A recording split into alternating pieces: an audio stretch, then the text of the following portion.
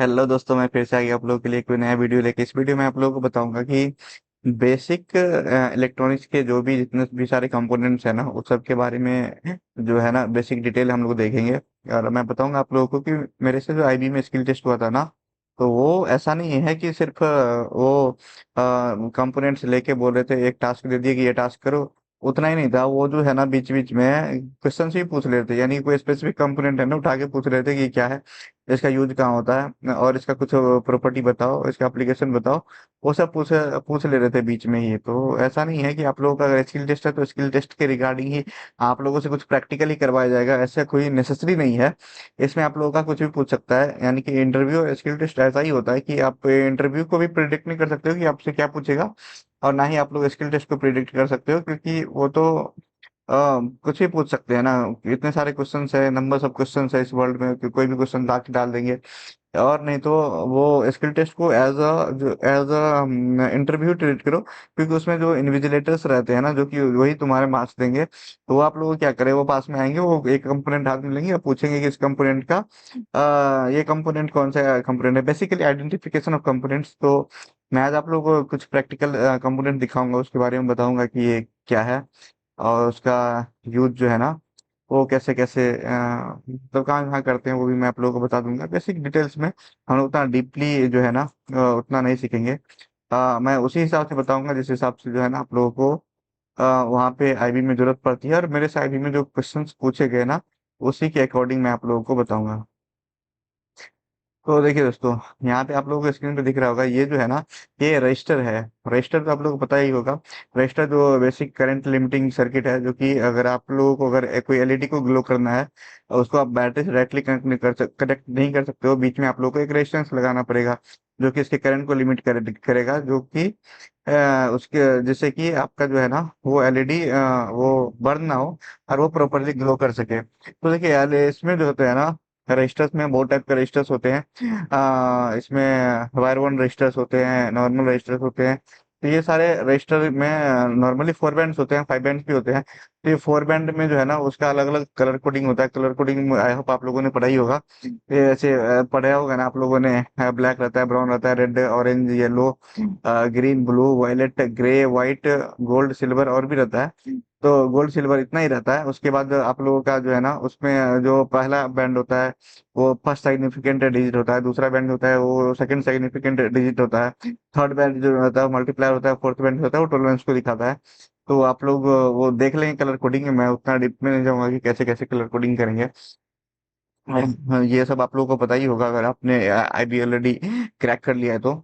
अगर आप इलेक्ट्रॉनिक्स से हैं तो उसके बाद आप लोगों को जो है ना डिफरेंट डिफरेंट टाइप का रजिस्टर्स, एक जो वायर बॉन्ड रजिस्टर्स होता है ना, जो कि ज्यादा वाट के लिए होता है, जैसे पावर डिसिपेशन ज्यादा होती है तो उसको एक सिरामिक के अंदर बंद किया जाता है। वो भी आप लोग देख लेंगे, मतलब जितने भी वेरियस नंबर ऑफ कंपोनेंट्स आपको मिल सकते हैं ना कहीं भी, उसका ये बारे में आप लोग जो है ना उसको देख लेंगे। उसके बाद एक वेरिएबल रेजिस्टेंस भी रहता है, जिसमें जिसका जो है ना, देखिए ये जो है ना ये वेरिएबल रेजिस्टेंस है आपका। वेरिएबल रेजिस्टेंस में तीन पिन होता है, उसमें जो दोनों साइड वाले पिन होते हैं ना वो फुल रेजिस्टेंस दिखाता है, यानी कि आप दोनों में अगर मल्टीमीटर कनेक्ट करो ना, तो आप लोगों को जितना वैल्यू का वो रेजिस्टेंस होगा वो फुल वैल्यू आप लोगों का रेजिस्टेंस का दिखेगा। लेकिन आप एक बीच में और एक इस साइड या उस साइड आप कनेक्ट करते हो, यानी कि एक आप मल्टीमीटर से अगर रेजिस्टेंस मेजर कर रहे हो, एक मिडिल वाले पे टच करो और दूसरा किसी भी साइड वाले पे टच करो। तो उस और उसके बाद आप ना वो ऊपर जो नॉब दिया रहता है ना उसको अगर घुमाओगे, तो इसकी रेजिस्टेंस की वैल्यू जो है वो भी वैरी करेगी, तो इसीलिए इसको वेरिएबल रेजिस्टेंस बोलते हैं।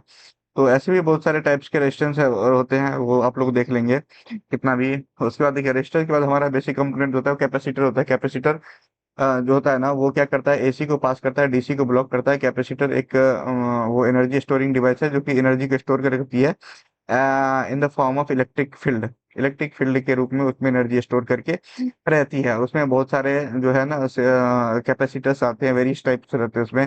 इसमें पोलराइज होता है, नॉन पोलराइज होता है। तो पोलराइज में क्या रहता है ना कि उसका जो उसमें प्लस माइनस होता है पोलराइज में, यानी कि एक पिन जो रहेगा वो प्लस रहेगा, दूसरा पिन रहेगा वो माइनस रहेगा। ये देख रहे हैं जो ब्लैक वाला है ना सबसे साइड में, ये एक पोलराइज कैपेसिटर है। इसमें इसका जो है ना एक दो टर्मिनल होता है, दो पर टर्मिनल में एक टर्मिनल बड़ा होता है, एक टर्मिनल छोटा होता है। जो बड़ा वाला टर्मिनल होता है ना वो वो प्लस होता है, जो छोटा वाला टर्मिनल होता है वो माइनस क्या रहता है। ये जो क्वेश्चन है ना वो मेरे से आईपीआर के इंटरव्यू में एक्चुअली पूछा गया था कि कैपेसिटर्स के लिए मान लो कि कैपेसिटर्स का जो वो ऊपर वाला रैपर है ना वो हट गया, आप कैसे पता करोगे कि इसमें से कौन सा पॉजिटिव है कौन सा नेगेटिव है कैपेसिटर। ये मेरे से क्वेश्चन पूछा गया था। हाँ, उसके बाद देखो ये जो सिरामिक कैपेसिटर है ना छोटे छोटे सर्कल टाइप में, सर्कल टाइप में, वो जो है ना वो सिरामिक कैपेसिटर्स है। ये सब नॉन पोलराइज होता है, इसकी कोई भी पोलरिटी नहीं होती, इसमें प्लस माइनस नहीं होता है। और इस पे देख लो वो 104 एम लिखा हुआ है ना, तो 105 4 में आपका जो वन है ना, वो आपका सिग्निफिकेंट डिजिट ही है। जीरो है वो भी सिग्निफिकेंट डिजिट है। फोर जो है ना, आपका जो फोर है ना वो 10 to the power 4 आपका जो रिप्रेजेंट करता है। और लास्ट का जो एक लेटर है ना वो टॉलरेंस जो रहता है उसको जो है ना वो आप लोगों को रिप्रेजेंट करता है। तो वो भी आप लोग देख लेंगे। सिरेमिक कैपेसिटर्स होते हैं ना तो उसका भी एक कलर कोडिंग आता है। तो कलर कलर कोडिंग नहीं, उसका नंबर कोडिंग आता है। जो भी नंबर्स रहते हैं ना तो उसके नंबर्स के अकॉर्डिंग उसका कोड होता है। उसके नंबर से पता चल जाती है एक्चुअली कि उसकी वैल्यू कितनी है। तो 104 की है अगर, तो वन और जीरो तो ऐसे ही रहेगा क्योंकि ये दोनों सिग्निफिकेंट बिट है। अब फोर जो है ना वो फोर आप लोगों का जो है ना फोर दिखाता है आपका मल्टीप्लायर का। तो अगर फोर है तो यानी कि 10 to the power 4 से आपको मल्टीप्लाई करना है, और जो भी वैल्यू रहती है वो पिको फराड में रहती है। तो उतना यानी कि 10 × 10 to the power 4 pico farad हो गया। और उसका यहाँ पे देख लीजिए के है ना लिखा हुआ, के जो है ना वो टोलरेंस को डिपेंड करता है। और यहाँ पे देखिए एक टेबल में लिखा हुआ है के का जो टोलरेंस होता है वो ±10% होता है। यानी कि इसका जो है ना हो जाएगा ना वो 1 लाख 1 2 3 4 5, हाँ वो इसका 1 लाख पिको फराड ±10% का जो है ना टॉलरेंस रहेगा। यानी कि 1 लाख पिको फराड से 10% जो है ऊपर भी रहेगा। अगर कैपेसिटेंस तो भी ये टॉलरेट कर लेगा, नीचे भी रहेगा तो भी ये टॉलरेंस टॉलरेट कर लेगा। उसी को टॉलरेंस कहते हैं। टॉलरेंस बोलते हैं कि उसको टॉलरेट करने की क्षमता, कैपेसिटी ऑफ टॉलरेट, उसी को टॉलरेंस बोलते हैं। उसके बाद देखिए हमारा रजिस्टर के कैपेसिटर, कैपेसिटर्स के और भी वेरियस टाइप्स होते हैं। वो भी आप लोग देख लेंगे। आप लोगों को खुद से रिसर्च करने की जरूरत है एक्चुअली। मैं कितना ही बता दूंगा आप लोगों को। वैसे भी अगर मुझे जितना हो सकता है मेरे से, मैं उतना आप लोगों को बताऊंगा। और मैं तो एनी हाउ अपना ट्राई, अपना 100% दूंगा कि आप लोगों का सिलेक्शन अगर है मेरे पे डिपेंडेंट है तो मेरी वजह से ना रुके बस। उसके बाद जो है ना हमारा इंडक्टर, देखो ये बहुत सारे टाइप्स के इंडक्टर है। मैं यहाँ पे फोटो दिख रहा होगा आप लोगों को। तो यहाँ पे देखिए बहुत सारे टाइप्स के इंडक्टर। इंडक्टर का क्या है, इंडक्टर जो है ना एक कॉइल होता है, एक कोर रहता है। कोर के ऊपर जो है ना आप लोग कॉपर के वायर को लपेट दो तो उसका दो टर्मिनल हो जाएगा, बस वही इंडक्टर हो गया। इंडक्टर सिंपली ये भी एक एनर्जी स्टोरिंग डिवाइस है, जो कि एनर्जी को स्टोर करके रखती है in the form of electromagnetic field. तो इसमें मैग्नेटिक फील्ड के रूप में जो है ना इसमें एनर्जी स्टोर करके रहती है। और इसमें जैसे ही करंट होता है ना, आप लोगों को पता ही होगा कि कोई भी करंट कैरिंग कंडक्टर है तो उसके अराउंड जो है ना मैग्नेटिक फील्ड ऐसे जनरेट हो जाता है। तो उसका जो मैग्नेटिक फील्ड है ना उसको उसको करंट को ही अपोज करता है। वो सब इसमें है इंडक्टर की ये कैपेसिटी है। और इंडक्टर का एक भी और भी है कि इंडक्टर जो है ना वो सडन चेंज ऑफ करंट को अलाउ नहीं करता है। यानी कि इसको एज अ प्रोटेक्टर भी यूज करते हैं। अगर कोई सर्किट है वहां पे अगर कोई सर्ज आ रहा है, तो अगर आपको सर्ज से प्रोटेक्ट करना है अपने सिस्टम को, तो वहां पे एक रेजिस्टेंस नहीं, इंडक्टर इंडक्टर लगा दो। तो वो क्या करेगा, सडन चेंज जो आएगा ना, सर्ज आएगा, तो उसको जो क्या करेगा वो सडन चेंज ऑफ करंट को वो अलाउ ही नहीं करेगा, वो अपोज कर देगा। वैसे ही कैपेसिटर भी है। कैपेसिटर भी हम लोग यूज करते हैं। कैपेसिटर क्या करता है, सडन चेंज ऑफ वोल्टेज को अलाउ नहीं करता है। अगर हाई वैल्यू ऑफ वोल्टेज आती है ना लाइटनिंग सबसे, तो वहां पे बहुत बड़े कैपेसिटर्स लगाए जाते हैं जो कि हाई वैल्यू ऑफ वोल्टेज को अपोज कर देता है। वहां तक जो है ना हमारा मेन जो एक्चुअल सिस्टम है वहां तक रीच करने नहीं देता है। तो वो ये दोनों को एज अ, ये जो रजिस्टर कैपेसिटर इंडक्टर है ना ये बेसिक कंपोनेंट्स है, इसके प्रोटेक्शन के लिए भी यूज किया जाता है। बहुत ही यूजफुल कंपोनेंट्स है। उसके बाद चलिए हम आते हैं, देखिए आप लोगों को ये डायोड दिख रहा होगा। डायोड में देखिए पहला जो है वो सिंबल है डायोड का, जिसमें दो टर्मिनल है, एनोड है, दूसरा है कैथोड। उसके बाद आप लोगों को जो इसके नीचे एक रेड वाला दिख रहा है, वो 1N4148, वो जो है ना वो आप लोगों का एक जीनर डायोड है। जीनर डायोड क्या होता है, जीनर डायोड जो है ना एक कांस्टेंट वोल्टेज प्रोवाइड करता है। अगर आपको किसी भी लोड के लिए लोड के पास फ्लक्चुएटिंग वोल्टेज नहीं चाहिए, कोई कांस्टेंट नंबर ऑफ वोल्टेज चाहिए, तो आप लोग वहां पे जीनर डायोड ही यूज करते हैं। क्योंकि इसका प्रॉपर्टी होता है कि जब भी जीनर डायोड जो है ना वो ब्रेकडाउन रीजन में चला जाता है तो वो एज अ वोल्टेज सोर्स की तरह बिहेव करता है, यानी कांस्टेंट वोल्टेज सोर्स की तरह बिहेव करता है। वो वोल्टेज को इंक्रीज या डिक्रीज नहीं होने देता है। हालांकि इसमें कुछ इंटरनल रेजिस्टेंस होते हैं तो थोड़ा बहुत होता है, लेकिन मैक्स मोस्ट ऑफ द जो वोल्टेज है ना वो कांस्टेंट ही रहता है।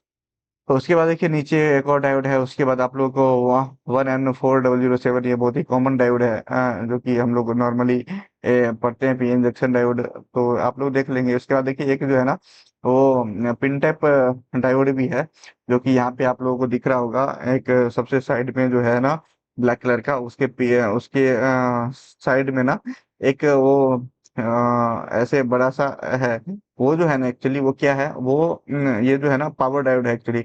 पावर डायोड में ऐसा क्या होता है, तो पावर डायोड में रहता है ना हीट डिसिपेशन बहुत ज्यादा होता है, तो नीचे जो एक्स्ट्रा आप लोगों को व्हाइट कलर की का जो दिख रहा है ना मटेरियल, वो एक्चुअली ऐसा मटेरियल होता है जो कि हीट को जो है ना अच्छे से एब्जॉर्ब कर लेता है। तो जो भी हीट डिसिपेशन होता है ना इस पावर डायोड में, वो मैक्सिमम जो है ना एब्जॉर्ब हो जाता है, वो हीट सिंक है एक्चुअली उस डायोड के लिए।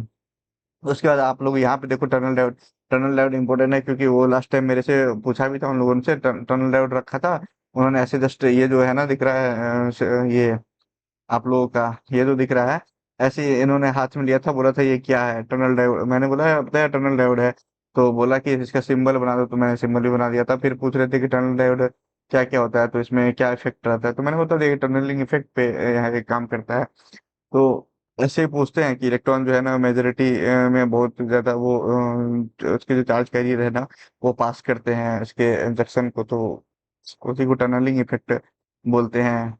तो ऐसे करके आप लोगों को भी बताना पड़ेगा, क्योंकि वो लोग पूछेंगे, आप पूछेंगे तो आप लोगों को जवाब जो है देना पड़ेगा। इसके बाद ये देख लीजिए, ये जो है ना एक प्रकार का गन डायोड है। ये सब actually tunnel diode Gunn diode है ना, हाई फ्रीक्वेंसी डायोड है, वो कम्युनिकेशन में, रडार सिस्टम में और बहुत ज्यादा एडवांस सिस्टम में, माइक्रोवेव सिस्टम सब में यूज किया जाता है।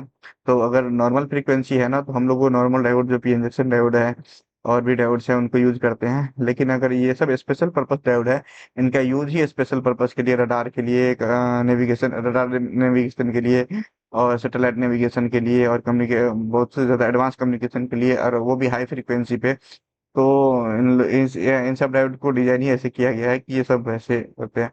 फिर ये मेरे से ये भी क्वेश्चन पूछा था कि इसमें गन डायोड में नेगेटिव रेजिस्टेंस रीजन होता है क्या, तो मैंने बताया था कि हाँ नेगेटिव रेजिस्टेंस रीजन होता है। पीक और वैली वोल्टेज के बीच का जो रीजन होता है ना वो नेगेटिव रेजिस्टेंस रीजन होता है। जैसे जैसे हम लोग जो है वोल्टेज इंक्रीज करते हैं उसका रेजिस्टेंस जो होता है ना वो कम होते जाता है, इसलिए इसको नेगेटिव रेजिस्टेंस रीजन बोलते हैं। वोल्टेज नहीं, सॉरी, फ्रीक्वेंसी, ऐसे तो फ्रीक्वेंसी इंक्रीज होता है ना उसका रेजिस्टेंस डिक्रीज होता है।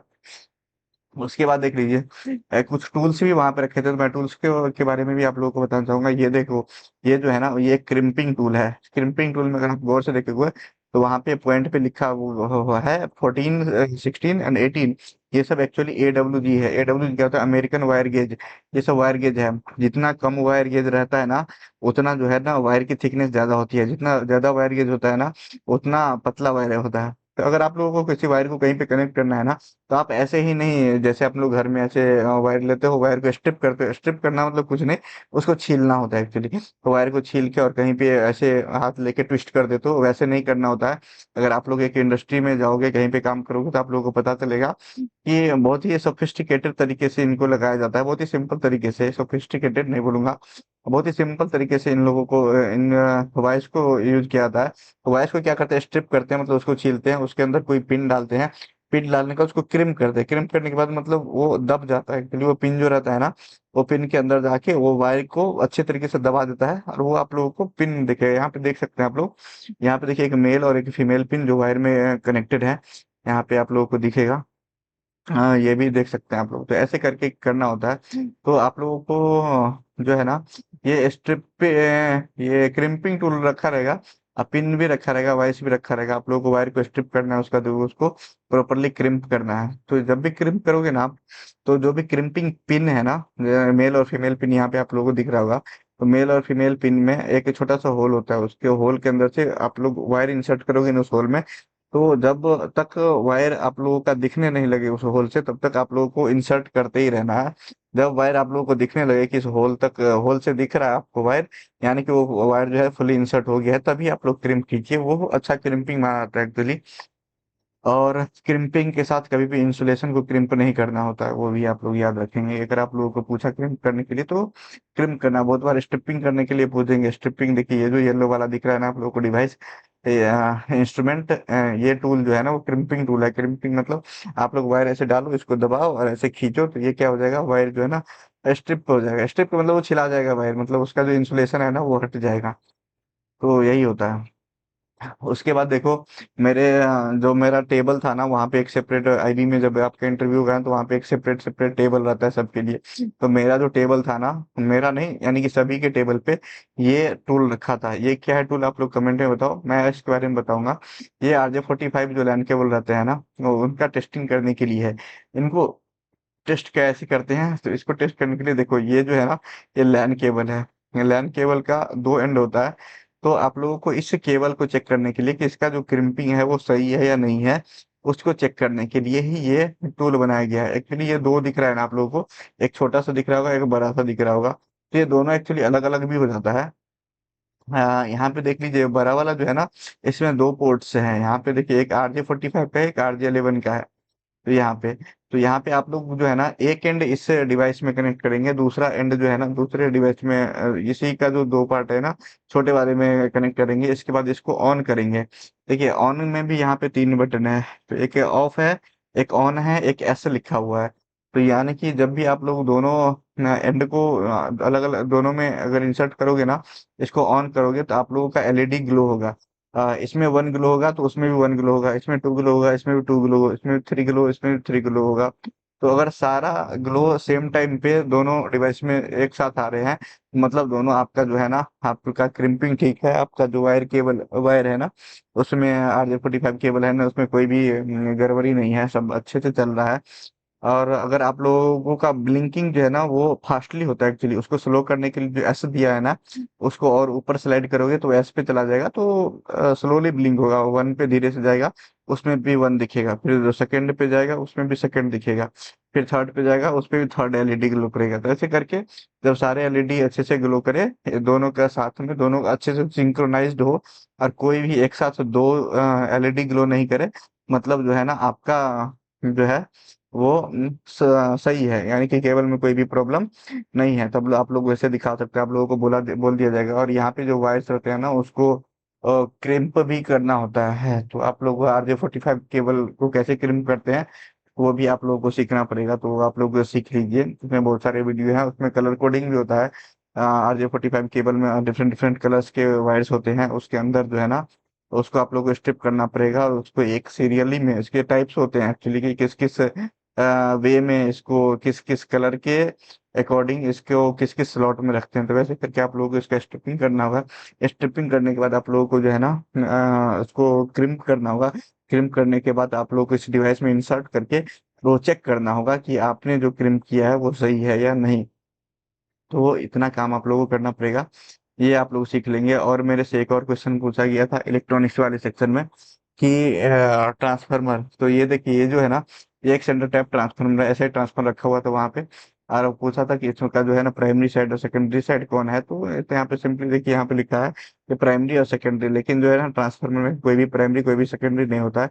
यहाँ पे मैं अगर सेकेंडरी को प्राइमरी साइड मान के यहाँ पे वोल्टेज फीड कर दूं, और मैं प्राइमरी साइड अगर वोल्टेज मेजर करूँ ना, तो वहाँ भी वोल्टेज जो है वो आएगा। तो अगर मैं वो एक्चुअली नंबर ऑफ टर्न्स पे डिपेंड करता है कि कितने नंबर ऑफ टर्न्स किस साइड है। अगर आप लोग स्टेप अप ट्रांसफार्मर है तो यानी कि आप लोगों का जो है ना नंबर ऑफ टर्न जो है ना प्राइमरी साइड वो कम रहता है, और secondary side number of turns जो ज्यादा होता है, तो वोल्टेज को जो है ना बढ़ा देता है। अगर आप लोग इनपुट ही ज्यादा वोल्टेज ज्यादा नंबर ऑफ टर्न के साथ डालो, और आउटपुट आउटपुट जो है वो कम नंबर ऑफ टर्न्स के साइड लो, तो आप लोगों का जो है वो स्टेप डाउन ट्रांसफार्मर हो जाएगा। तो आप लोग एक स्टेप अप ट्रांसफार्मर को दोनों तरीके से भी यूज कर सकते हैं, इनपुट आउटपुट को चेंज करके। ये सेंटर टैप जो ट्रांसफार्मर है इसमें क्या होता है कि आप लोग एसी सप्लाई डालेंगे, और यहाँ पे आप लोगों को 909 दिख रहा होगा ना, यानी कि आपको यहाँ पे 9 वोल्ट मिलेगा, और दूसरे पे जीरो। यानी कि अगर आप लोग एक साइड वाला 9 और एक जीरो वाला लेते हैं तो आपको 9 वोल्ट मिल जाएगा आउटपुट पे। अगर आप लोग जीरो वाले पे कनेक्ट करके नहीं उसमें 9 को कनेक्ट करते हैं तो आपको 9 + 9 जो है ना 18 वोल्ट की वोल्टेज जो है आप लोगों को सेकेंडरी साइड देखने को मिलेगी, अगर आप लोग एसी उधर जो है ना डालेंगे तो ये एक्चुअली 909 वोल्ट का एक सेंटर टैप ट्रांसफार्मर है। तो आप इंस्ट्रूमेंट ट्रांसफार्मर जो है वो सब भी देख लेंगे। और बेसिकली जितने भी और भी कंपोनेंट्स है ना, मॉसफेट है, ऐसी है, तो वो सब भी आप लोगों को देख लेंगे। मैं अपकमिंग वीडियोस में ऐसा वीडियोस लाते रहूंगा आप लोगों के, जिससे आप लोगों का जो है ना हेल्प हो सके अच्छे से। तो यही सब चीज है जो बेसिक कंपोनेंट्स जो मेरे से भी पूछे गए, और मुझे जरूरी लगा कि आप लोगों को बताना चाहिए। तो ऐसे वैसे कंपोनेंट्स हैं, और भी मैं इस टॉपिक पे वीडियोस लाते रहूंगा, क्योंकि आप लोगों का जो स्किल टेस्ट है ना वो होने वाला है। और इसके बाद एक इंटरव्यू से रिलेटेड भी वीडियो लाऊंगा मैं, कि आप लोग को इंटरव्यू में कैसे परफॉर्म करना है अच्छे से, और आप लोग क्या क्या और अच्छा कर सकते हैं। चलिए, तो इसी के साथ इस वीडियो को एंड करते हैं, और मिलते हैं ऐसे ही किसी नए और मजेदार वीडियो में। तब तक के लिए बाय बाय।